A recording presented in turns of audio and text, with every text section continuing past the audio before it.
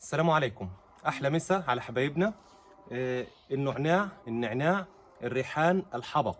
عايزين نعرف على السريع كيف نزرعهم. سهل جدا الموضوع وكيف نراعيهم، وفي نفس الوقت يا جماعه الفرق بين الثلاثه، عشان ناس كتير بتحتار بين الحبق طويل الاوراق قصير الاوراق للزينه للاكل. فعايز اوريكم كيف زرعتهم والثلاث انواع وشكلهم. نشوف هنا يا جماعه مع بعض.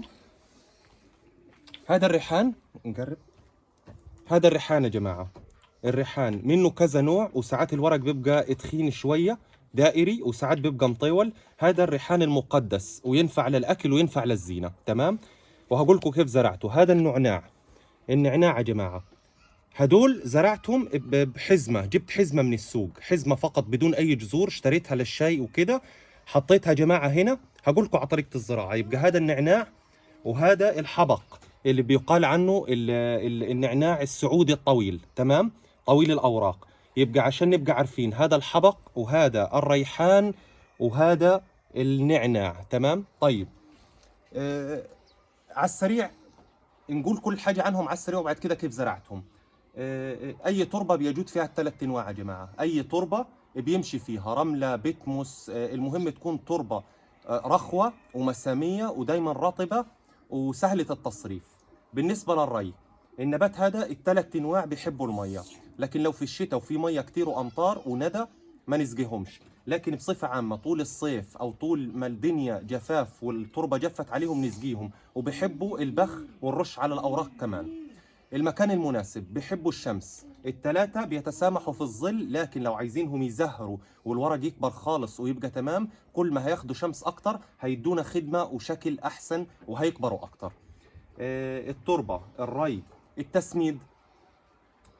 في موسم الربيع والصيف بيزدهروا جدا. شهريا، مش شهريا، كل اسبوعين دفعه اسماد. انا زارعهم في الخارج وفي القصص بيبقوا ممتازين جدا. لو هيتزرعوا في الحديقه وفي الاحواض يبقى لازم جنب ري بالتنقيط، ودايما في ماء والتربه رطبه. التسميد طول العام هنديهم دفعه شهريه. نيجي وقت النمو في الربيع والصيف كل اسبوعين دفعه. غالبا اسماد عضوي او كومبوست. بيحبوا جدا التربه تكون مخصبه ورطبه ورخويه وفيها مساميه. يبقى هذا التسميد. والمكان الشمس، والري زي ما قلنا بيحبوا الميه. والاكسار يا جماعه، لو اخذنا عقله من الحبق وشلنا الاوراق التحتانيه وعملناها عود وشويه اوراق فوق بس وحطيناها في ميه بتعمل جذور. الريحان اتكلمنا وفي فيديوهات كتير جدا في القناه. الريحان نفس النظام، لو اخذنا عقله وحطيناها في ميه هتعمل جذور. النعناع عقله وفي ميه هتعمل جذور، وممكن يفضلوا فتره طويله مزروعين في الماء. يزرعوا كلهم من البذور. هدول زارعهم اني من البذور. الريحان هذا مزروع كله شتلات من البذور. هوري حضراتكم. بيطلعوا العنقود هذا، نشوف هنا العنقود هذا يا جماعه. طبعا كل ما هيبدا يجف ويطول بيتقص عشان يحفز الباقي. الحبق نفس النظام، بيطلع الزهره بتاعته غالبا بتكون في طول العام، يعني هم طول العام في خضرار ودائمين الخضره. النعناع نفس النظام. النعناع هذا يا جماعه، جبت حزمه من السوق عشان كاني اخلطها يعني للشاي وللاكل بدون جذور. حزمه صغيره حطيتها على وش التربه. حطيت تربه وسقيت، وبعد كده حطيتهم كلهم على وش التربه، واضفت تربه تاني عليهم وغطيتهم خالص وسقيت وبقيت ابخ في غضون حوالي ال10 ايام اللي فاتوا. في مات وفي كبر. اللي كبر هذا معناه انه هو ايش، بدا يجزر. واللي اسود شلته ورميته. هذه اسهل طريقه، ان احنا نجيب حزمه من السوق ونحطها مع الرمله او مع التربه ونسقي، هيبدا يطلع بالشكل هذا. الحبق نفس النظام، وممكن بالبذور وممكن بعقل صغيره ونحطها في الماء فتره. لو تشوفوا معايا هنا، هذا الريحان لما مات عندي كانوا شتلتين كبار جدا واصبحوا شجر. جبت هذا، وزي ما احنا شايفين هنا يا جماعه، لو عملنا كده جامد، بصوا هذه البذور السمراء. هذه يا جماعه هي البذور. عايز اوري حضراتكم حاجه بس. شايفين القصيص؟ خليك زي ما. اخر حاجه بس نشوف مع بعض البذور اللي حضراتكم شايفينها. حطيت حوالي 7-8 وحدات هنا فقط لا غير. حطيت تربة وسقيتها ورشيت البذور السمراء هذه على الوش، وحطيت كمان طبقة تانية من التربة وبخيت مية. بقى لهم حوالي اسبوع. شايفين طلع منهم 1 2 3 4 5 5 وحدات من حوالي 8.